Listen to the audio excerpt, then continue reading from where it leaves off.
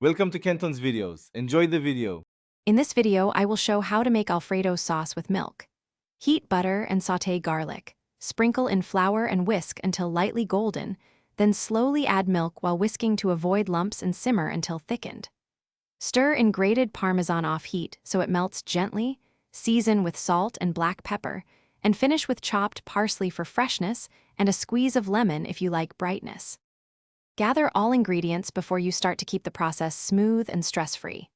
Melt butter gently, then add garlic and cook briefly so it becomes fragrant without browning. Whisk in flour to make a roux, then slowly pour in milk while whisking constantly until you reach a creamy consistency.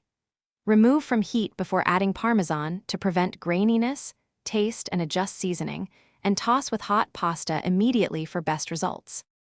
If you are enjoying this guide, please subscribe and like. It really helps the channel grow.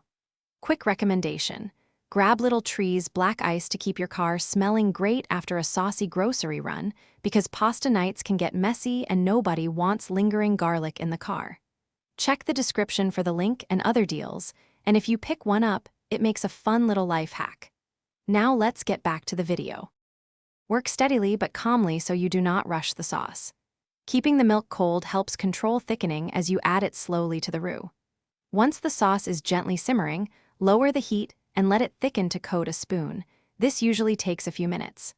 Take the pan off heat before folding in cheese to avoid separation, then finish with pepper and parsley and serve on hot pasta for a creamy, comforting meal. Thanks for watching. Consider subscribing if we helped you.